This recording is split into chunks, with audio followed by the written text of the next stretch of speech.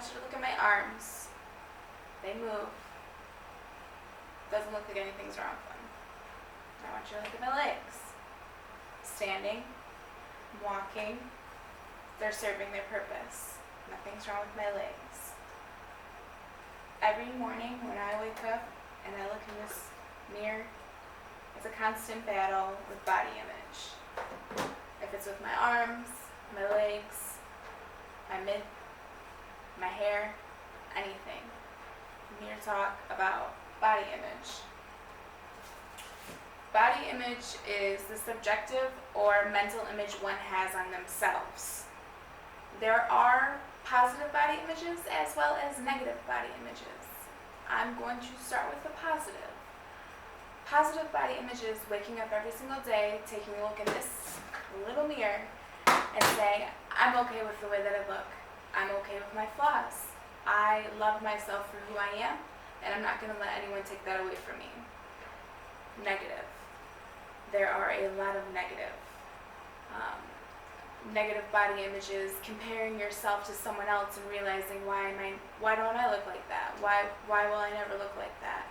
Or, nitpicking your body constantly because you've seen something and you realize, that person looks really good. How can I make myself look like that? I've realized that body image has come a long way since the beginning of time, and I've actually put this poster together right here on body image, just to kind of show how female body image is analyzed and has been nitpicked over time and how it has evolved. I'd like to start with the 1900s to the 1910s.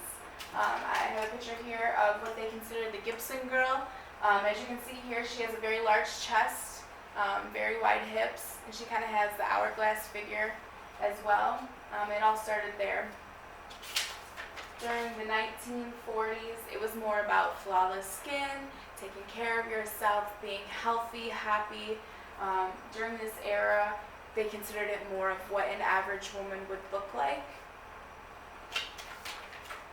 During the 1950s, Marilyn Monroe was a big impact on this time. She had long legs, as you can tell. She still had that hourglass figure shown in the 1900s. It kind of came back a little bit more. She was very busty as well, but it was all natural. On to the 1980s, it was all about the hard bodies and being slim and toned and working out. During this era, according to Rehab.com, 60% of the models during this time were 15% under their normal body weight.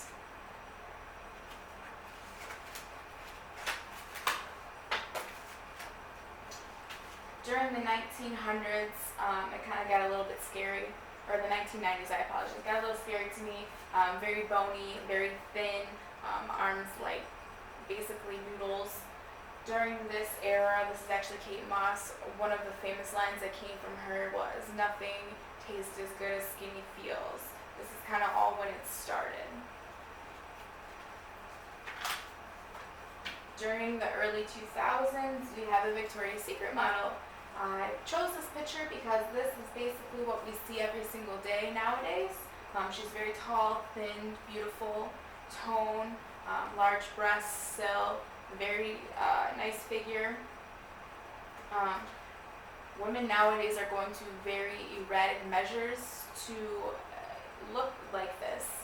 When I say erratic, there are a lot of different things that I mean. For instance, eating disorders. Eating disorders, there are a lot of women who suffer from anorexia, bulimia, body dysmorphia. And honestly, I read an article from Dr. Dawson, and he said that eating disorders have become one of the top mental illnesses in this generation, and it's something that's preventable. This right here is something that we see all the time, and people realize that, I can't look like that, so they're going to turn to these eating disorders and try and make themselves, look a certain way so they can be a model or be accepted to be a model. They're also taking very expensive measures, plastic surgery, for instance. The Plastic Surgery Association said that between 2013 and 2014, their procedures have increased 3%. That may not sound a lot, but that's around 15.6 million more procedures for that year. That to me says something. That to me says that, you know, the media is negatively impacting our society because of these things right here. You know, along the way it kind of gradually got up to here, and it's negatively impacting us.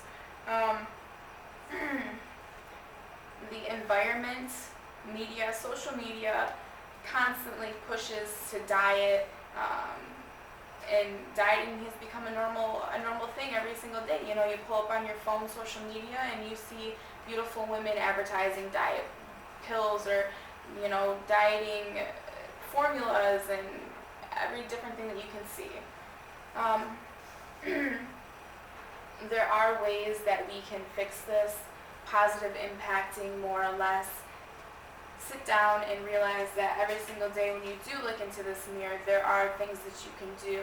You need to, you know, stop with the media comparisons. You have to realize that this is very unrealistic. It's very unhealthy. It's not something that can, you know, potentially be achieved by every single person. You are who you are for a reason. It's not a realistic thing. If this generation keeps up with where it's going and constantly keeps portraying a negative body image on something that is unrealistic, without Photoshop, without plastic surgery, and without literally killing yourself, it's going to go downhill. It's going to go downhill, and that's not something that we need. We need to return around this body image and make it positive again. And for me, I'm going to stop looking at this mirror every single day and realizing, you know, this is something that's unrealistic. This is something that I'm not going to be without plastic surgery and, you know, without starving myself to death. That's something that is not going to happen, and I'm okay with that.